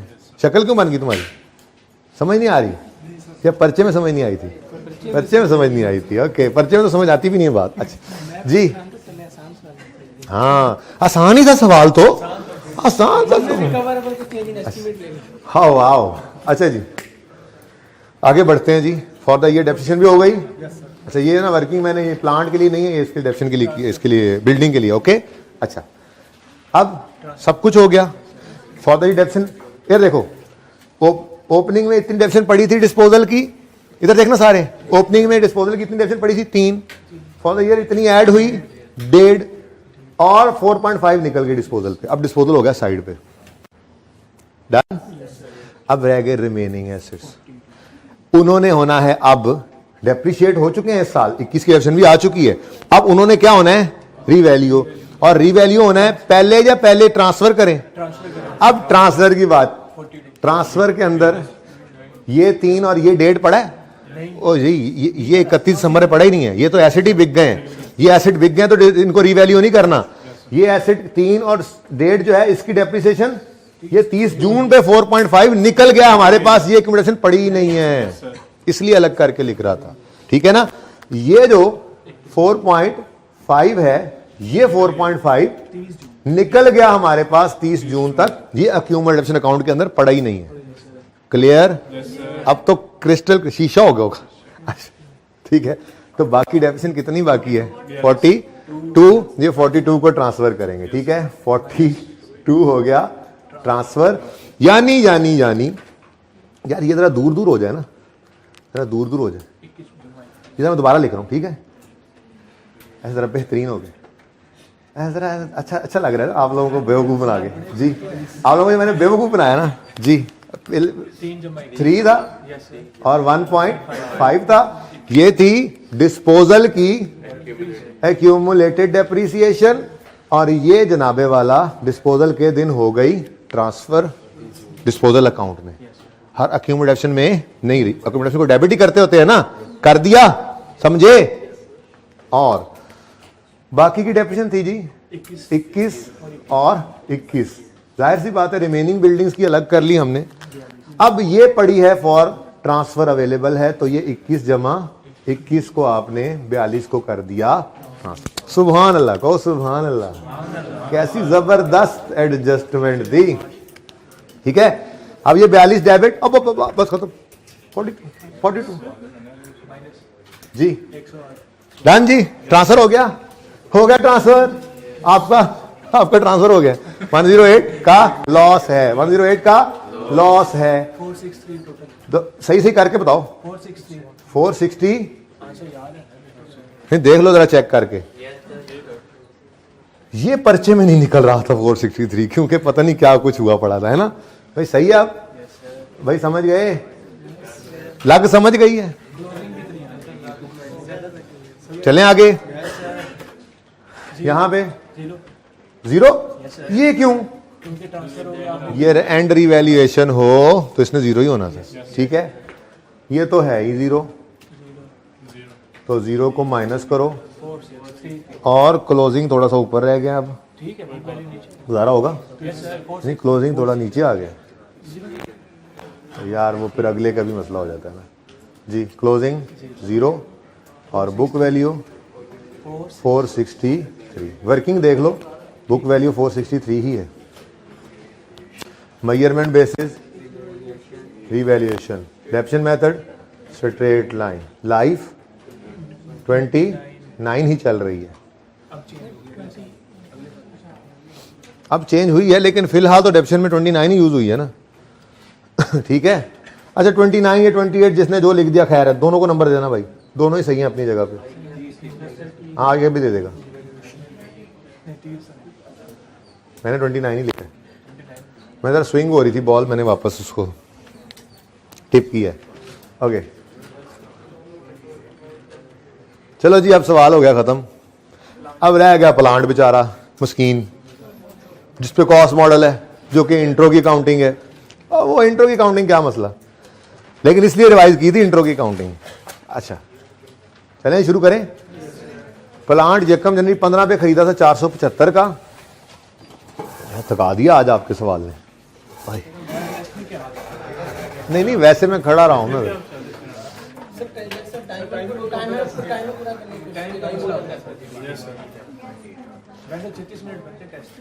प्लांट के बारे में पढ़ते हैं। On 31 December 16 recoverable amount of plant was इतने, ड्यूरिंग 17 चेंज हुई ये चीज, मतलब 16 और 17 में गड़बड़ है। फिलहाल तो 16 का ओपनिंग चाहिए, जिसके लिए 15 के क्लोजिंग पे खड़े होना है। तो फिर बस भाई बस, तो फिर इस क्या कहते हैं टेबल को देखकर हम ओपनिंग निकाल सकते हैं, फिर देखेंगे रिकवरेबल अमाउंट और फिर देखेंगे चेंज इन एस्टीमेट वगैरह। ठीक है, चलो। तो अगर एसेट कॉस्ट मॉडल पे है और 16 में गड़बड़ें शुरू हुई हैं, तो फिलहाल तो मैं 16 के ऊपर तो यकम जनवरी 16 का ओपनिंग चाहिए ना 16 के नोट में, तो उसके लिए मैं क्या करूंगा 31 दिसंबर 15 पे आ जाऊंगा और इसमें क्लोजिंग निकालूंगा। ठीक है, जैसे क्लोजिंग यहाँ पे निकाला है किसका, प्लांट का, ओ बिल्डिंग का, ऐसे ही अब क्लोजिंग निकालेंगे हम प्लांट का। समझ रहे हो? अब प्लांट पे कॉस्ट मॉडल था, 31 दिसंबर 15 से पहले रिवैल्यू हो ही नहीं सकता। दूसरी बात, कोई एडिशन कोई डिस्पोजल भी नहीं था उस साल में, तो ये जो कॉस्ट है 475, ये 31 दिसंबर 15 पे हमारे पास क्लोजिंग थी और यही हमारी यकम जनवरी 16 पर ओपनिंग बनेगी। तो 475, जिन्होंने पहले प्लांट किया उन्होंने अच्छा किया, लेकिन फिर प्लांट में जी इंपेयरमेंट आ गई थी। क्या हो गया? इंपेयरमेंट आ गई। अच्छा उसके बाद देखो भाई, अगर एक्यूमुलेटेड डेप्रिसिएशन अकाउंट निकालना हो बैलेंस इसका 31 दिसंबर 15 पे, तो एक साल की डेप्रिसिएशन पड़ी होगी। स्ट्रेट लाइन मेथड है, ठीक है। तो वर्किंग नंबर 4 कर देते हैं यहाँ पे, ठीक है। 475 डिवाइडेड बाय 25, ये भी स्ट्रेट लाइन है। अब इतना आसान सवाल अभी तक जब एंड पे होना है तो इतना आसान सवाल, दोनों में स्ट्रेट लाइन मेथड, सुभान अल्लाह। इज इक्वल टू ये 31 दिसंबर 15 के एंड पर एक्यूमुलेटेड डेप्रिसिएशन है प्लांट की, ये 1 जनवरी 16 पर ये ओपनिंग बन जाएगा 19।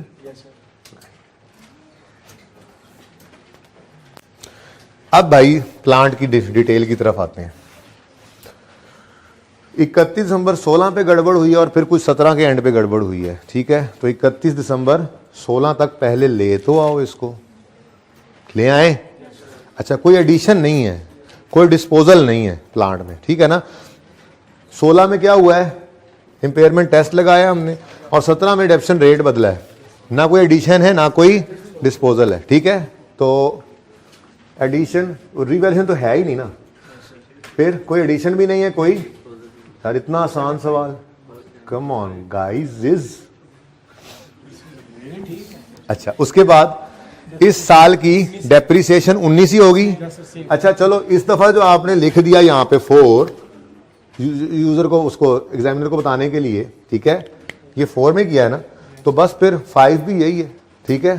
तो वही 19 लिख दो, इसके साथ भी लिखना है तो 4 ही लिख दो, क्योंकि एक साल की डेप्रिसिएशन पिछले साल की भी वही थी, इस साल की भी वही है, स्ट्रेट लाइन मेथड। कोई ट्रांसफर वरांसफर का कोई चक्कर नहीं है, कोई डिस्पोजल भी नहीं है, और 38 होता है भाई, 38 माइनस करेंगे 30।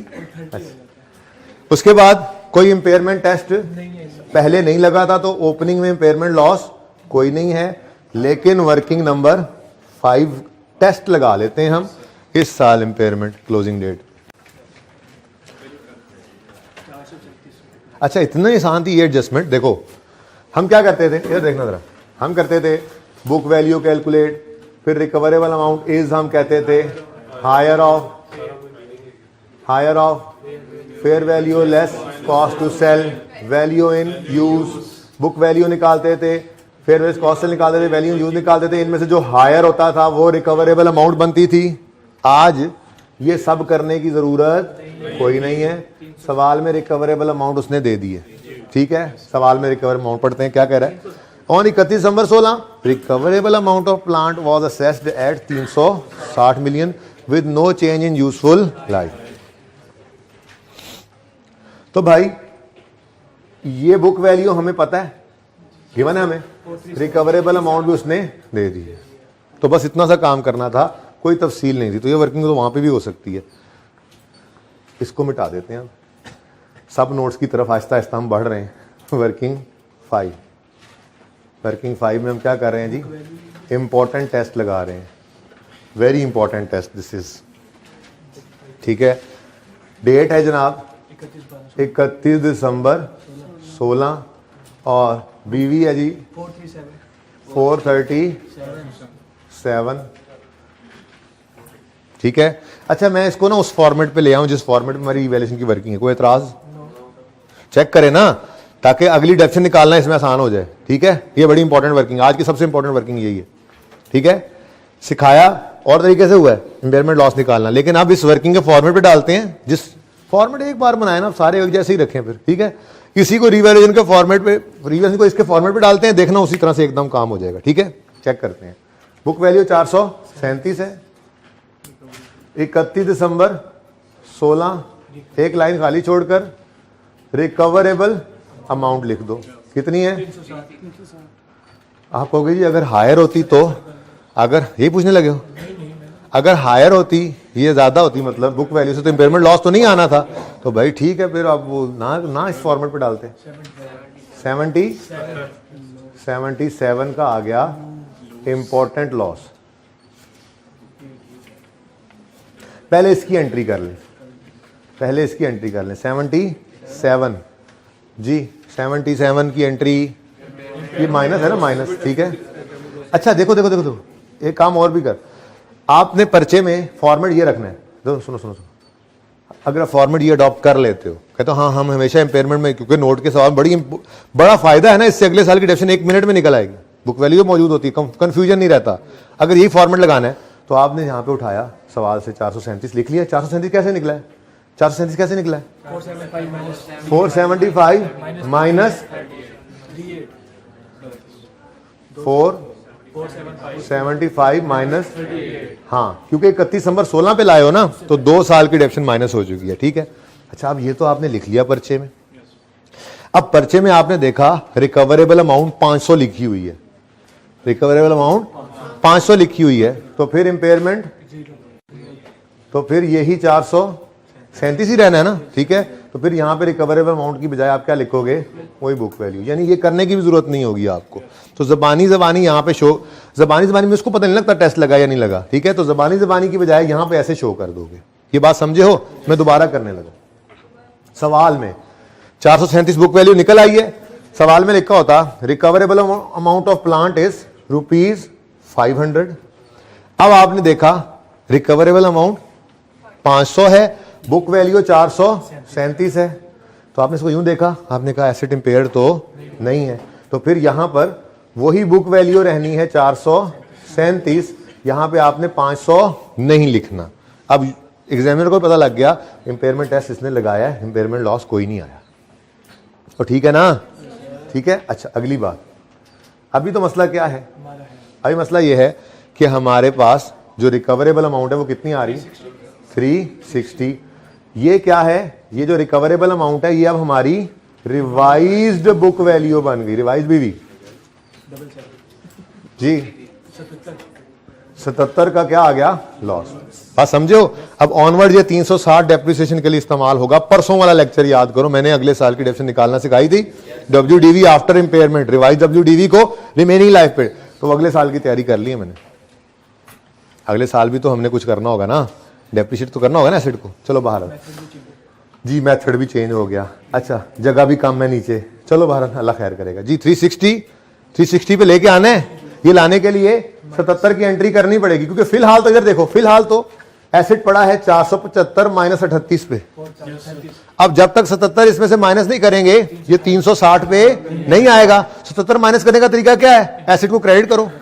एक्यूमुलेटेड डेप्रिसिएशन का क्रेडिट होना मतलब एसेट का क्रेडिट होना होता था ना, ऐसे ही एक्यूमुलेटेड इंपेयरमेंट लॉस का क्रेडिट होना, जो एंट्री में बोला वो भी एसेट का ही क्रेडिट होना है, ठीक है।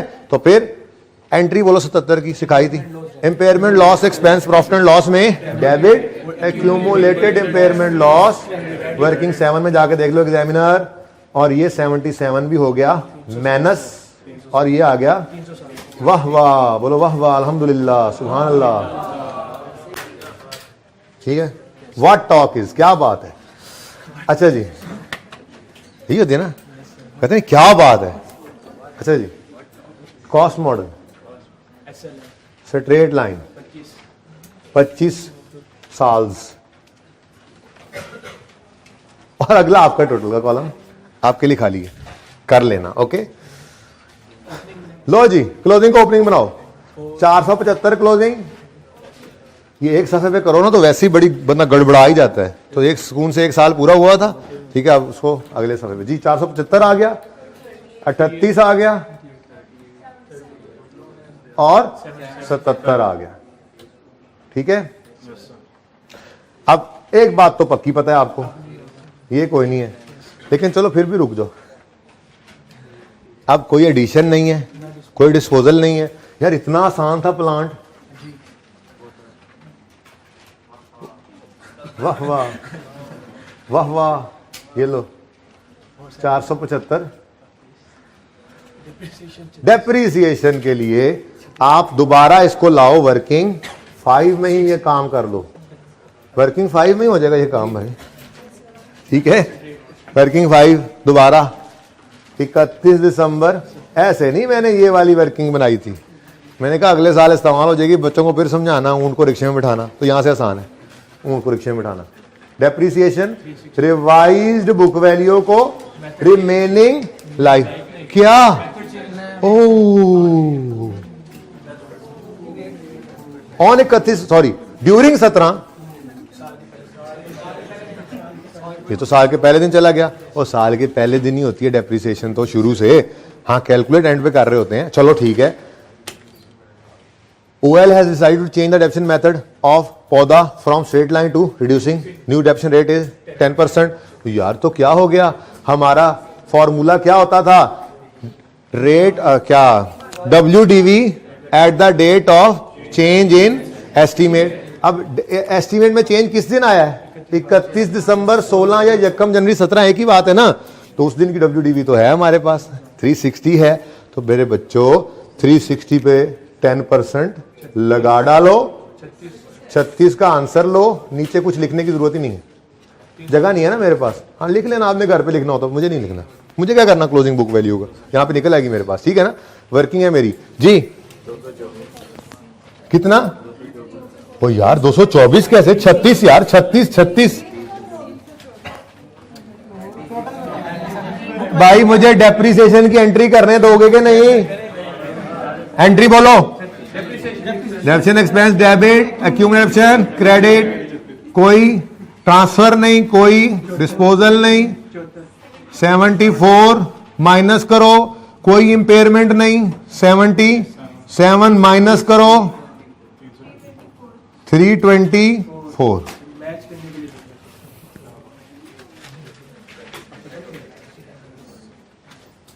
मैं कहता हूं क्या ही बात, मैं कहता हूं क्या ही बात है। ये मुझे नहीं याद रहा था। अच्छा जी 10%। और टोटल कॉलम आपके लिए, तोहफतन हदियतन। अभी रुक जाओ, सब नोट्स रहते हैं।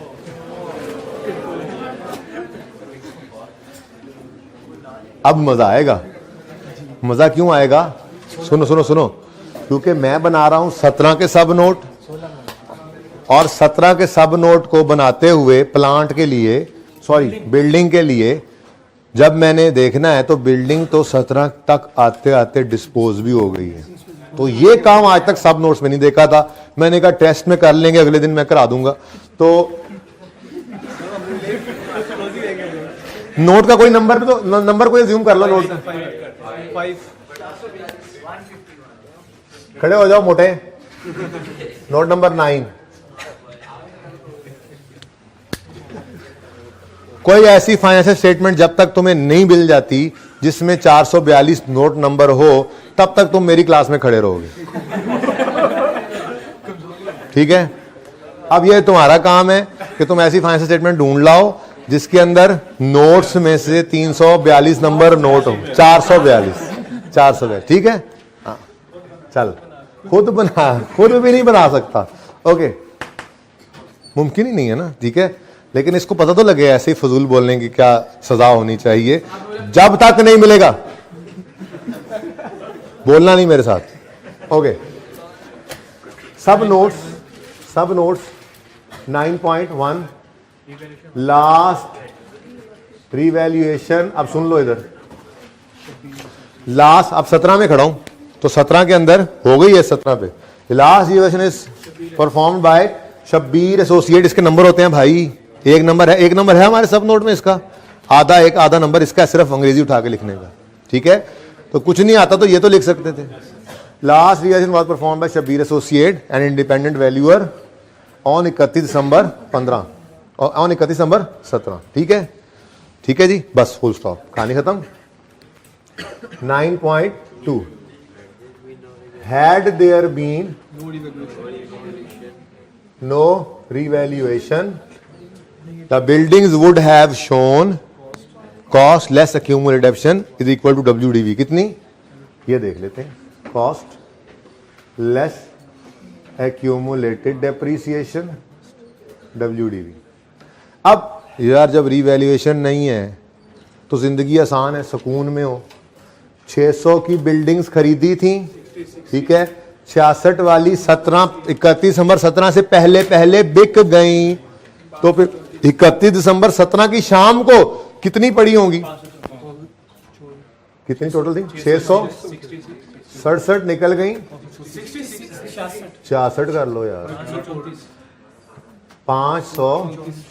ये मैं बात कर रहा हूं 31 दिसंबर 17 की। अच्छा हाँ, अब मेरे प्यारे प्यारे मासूम बच्चों ने क्या किया होगा, उन्होंने अकाउंट बनाना शुरू किया होगा, उन्होंने बिल्डिंग का अकाउंट बनाया होगा, 1 जनवरी 15 पर उन्होंने कहा होगा एसेट डेबिट कैश क्रेडिट 600, फिर उन्होंने कहा होगा 31 दिसंबर 15 पर यही क्लोजिंग है 600, फिर ये 1 जनवरी 16 पे ओपनिंग बना होगा 600, फिर ये 31 दिसंबर 16 पे क्लोजिंग बना होगा 600, या बना रहे हैं वो लेजर्स बना रहे हैं, फिर 1 जनवरी 17 पे ब्रॉड डाउन बना होगा 600, फिर 30 जून 17 पर डिस्पोजल हुआ होगा 66, और फिर 31 दिसंबर 17 पे क्लोजिंग आया होगा। तो ये 534 ही मैंने भी लिखा है भाई, ठीक है। अब वो शॉर्टकट जो ज़बानी बताया था, क्या बताया था कि अगर कोई एडिशन वगैरह डिस्पोजल वगैरह आ जाए, डिस्पोजल है ना, इसमें डिस्पोजल आ गया है, तो क्या करो, क्लोजिंग पे जो एसेट्स पड़े हैं उनकी सारी जिंदगी की डेप्शन निकाल लो, वो आपका जवाब दुरुस्त होगा। समझो ऐसे कि डिस्पोजल था ही नहीं, कोई एडिशन है तो उसको तो जिस दिन आया उस दिन से लेकर आना है ना, लेकिन सवाल में एडिशन कोई नहीं है। अगर एडिशन होता तो देख लेते ना कि 1 जनवरी 15 से बिजनेस शुरू हुआ, कोई 1 जनवरी 16 को आया, तो फिर उस एडिशन को तो उसी हिसाब से देखना है ना, लेकिन एडिशन सवाल में नहीं है। बोलो नहीं है, डिस्पोजल है, समझो डिस्पोजल भी नहीं है, डिस्पोजल नहीं है, एसिड था ही नहीं वो कभी, जो चला गया ना उसको ऐसा भूले हम कि हम कह रहे हैं ऐसे हमारी जिंदगी में वो था ही नहीं कभी। परेशान क्यों हो गए तुम?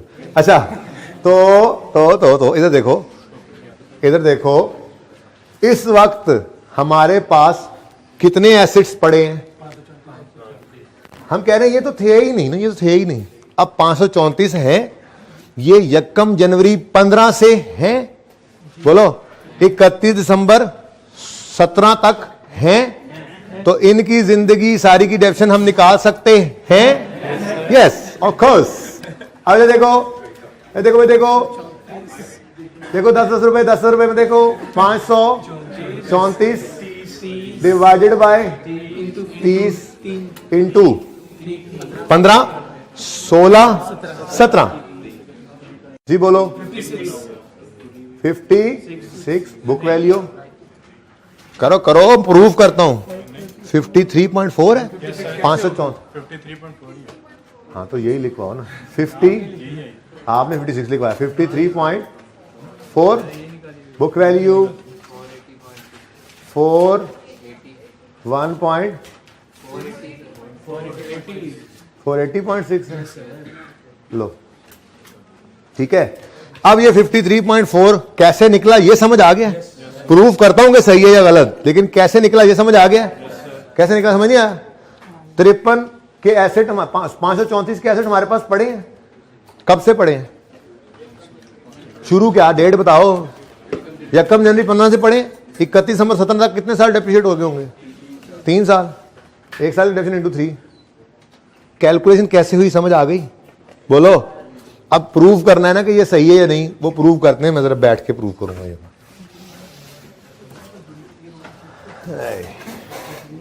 Where is the duster? Here is the duster. चुप कर जाओ, फिलहाल चुप कर, एडिशन की बात भी कर लेता हूं। टेस्ट के दिन की डिस्कशन होती है, मैं बड़ा खुश होता हूं उस दिन, बड़ा खुश होता हूं मैं उस दिन। जिन्होंने टेस्ट नहीं दिया वो अगली बार इंशाल्लाह सारे टेस्ट देंगे बेटा।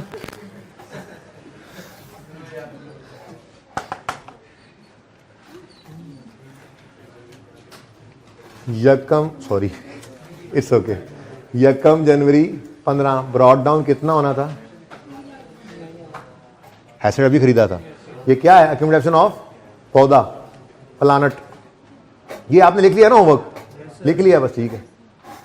फिर इस साल की डेप्शन 31 दिसंबर 15 पे आपने निकाली होगी। कैसे? ये प्लांट है बेटा, प्लांट नहीं है। अच्छा बिल्डिंग है, okay. Sorry sorry sorry.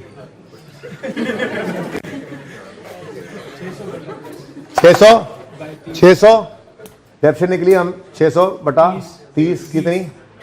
20 depreciation expense debit accumulation credit 31 December 15 पर ये कैरी डाउन आया 20, यकम जनवरी 16 पर ये ओपनिंग 20 आया, फिर 31 दिसंबर 16 पर इस साल की डेप्रिसिएशन भी 20 ही बनती है, डिस्पोज नहीं ना हुआ, ठीक है। क्लोजिंग बैलेंस 40, 31 दिसंबर 15 पे 16 पे, ठीक है जी। यकम जनवरी 17 आया और मार्कर ने जवाब दे दिया, तो तुम्हारा टाइम हो गया, तो मैं क्या कर सकता हूँ, जाने वाले कभी को रोक सका है। अब जिसका टाइम हो जाए, जिसका टाइम हो जाए, अब उसका कुछ नहीं कर सकते हम हैं। अब ये देखो ब्रॉड डाउन 40, तुम तो बेटा 400 वो नोट नंबर ढूंढ के लाओ, ठहर जाओ। अब इस साल का डेप्रिसिएशन एक्सपेंस निकालना है और एक डिस्पोजल भी है। अब डिस्पोजल की अक्यूमुलेटेड डेप्रिसिएशन भी हमने निकालनी है, ठीक है। तो हम एक वर्किंग किया करते थे, मेथड स्ट्रेट लाइन है, ठीक है। तो जो डिस्पोज हुआ वो 66 का था, डिवाइड बाय 30 इंटू क्या आया 5.5। ये 5.5 क्या है, समझ आती है सबको? जाने वाले एसेट की सारी जिंदगी की डेप्रिसिएशन यहां से निकला करती थी 5.5। 30 जून 17 पे निकाल दिया हमने। अब इस साल का डेप्रिसिएशन एक्सपेंस निकालना है ऑन ओपनिंग एक्सक्लूडिंग डिस्पोजल, याद है? Okay. Opening cost of all 600 minus opening cost of disposal 66 divided by 30। और 30 है ना लाइफ, रेट नहीं ना बताया आपने, तो डिवाइड बाय 30 कर दिया मैंने, ठीक है। ये लो ये लो ये लो, अब बताओ 17.8। फिर ऑन एडिशन कितना है, फिर ऑन डिस्पोजल कितना है, इधर देखो 66 डिवाइडेड बाय 30 इंटू 6/12। क्यों? इस साल में 6 महीने डेफिसिट हो, बोलो 1.1 total 18.9 depreciation expense debit accumulation credit 31 दिसंबर 17। अब 31 दिसंबर 17 पे क्लोजिंग बैलेंसिंग फिगर निकाल के बताओ कितना, 53.4। हद हो गई यार, घंटा लगा के जो काम किया वो तो पहले ही हो गया। एडिशन को बता, मैं पहले एक गल पूरी कर ली है यार, जो दसा हद हो गई यार, पहले बात नहीं बताई आपने, डिस्पोजल की पूरी हो गई यार, तो सही कहते हो तुम। अच्छा, ये बात समझ आई? समझ नहीं आई, प्रूफ हुआ है, समझाता मैं हूं। सारे एसेट्स की डेप्रिसिएशन जिसमें 66 की भी थी पहले साल की, इधर आई, यहां पे भी आ गई, यहां पे पड़ी है। फिर अगले साल सबकी डेप्रिसिएशन जिसमें उस 66 डिस्पोजल की भी डेप्रिसिएशन पड़ी थी, यहां पे आई, ओपनिंग में भी आ गई। अब 6 महीने की इसकी मजीद डेप्रिसिएशन यहां पे भी आई, आ गई। अब इस 66 वाले की 2 साल 6 महीने की डेप्रिसिएशन इस अकाउंट में क्रेडिट हो चुकी है। वो टोटल 5.5 थी, वो सारी डेबिट हो गई और क्लोजिंग में नहीं पड़ी। इसका मतलब क्लोजिंग में सिर्फ उन एसेट की डेप्रिसिएशन पड़ी हुई है जो साल के पहले दिन यकम जनवरी 15 पे भी थे और 31 दिसंबर 17 पे भी हैं। तो मैंने भी तो यही कहा था कि 31 दिसंबर 17 पे जो एसेट्स पड़े हैं उनकी अक्यूमुलेटेड डेप्रिसिएशन निकाल लो, तो वो आपकी सही फिगर होगी। इतना लंबा काम करने की जरूरत ही कोई नहीं है, ये शॉर्टकट ज़बानी बताया था, प्रूफ कर दिया आज टेस्ट में। अच्छा, अगर सवाल में कोई एडिशन होता तो क्या करते? मैं तो यूं कहूंगा कि आप ओपनिंग वाले जो एसेट्स थे खरीदे थे उनमें से डिस्पोजल माइनस करके ये कर लो अलग और एडिशन को अलग डेप्रिशिएट कर दो यार, ठीक है ना। एडिशन को हो गई, एडिशन की गल पाए हो गई। ओके, आज मैंने पता नहीं क्या कुछ सोचा हुआ था। अच्छा इधर देखो, नहीं जो हो सका लेकिन बहुत कुछ सीख तो लिया। होमवर्क का सॉल्यूशन मैंने दे दिया है टीए को, वो मिल जाएगा आपको, ठीक है। तो उसको आप देखना, मैं नहीं देखूंगा। होमवर्क कितने बच्चों ने किया आज? ठीक है, ओके, खुश हो। अच्छा सुनो, मैंने थ्योरेटिकल डिस्कशन करनी थी, इंडिकेटर ऑफ इम्पेयरमेंट की बात कर लेनी थी, मेजरिंग कर लेनी थी, रिकवरेबल अमाउंट की, और एक ऐसे एसेट पर जो रीवैल्यूड एसेट था उस पर भी इंपेयरमेंट देखनी थी आज। लेकिन मुझे नहीं अंदाजा था कि आप ऑर्चर्ड वाले सवाल में इतने परेशान होंगे। बस कोई बात नहीं, ऑर्चर्ड वाला सवाल ने अल्टीमेट कर दिया हमारे नोट को, ठीक है ना। अब इंशाल्लाह परेशान नहीं होंगे। तो इंशाल्लाह ये अब कल कर लेंगे और होमवर्क का जो है वो शेयर कर देंगे टी आपके साथ। जिंदगी रही तो कल मुलाकात होगी। अल्लाह हाफिज़।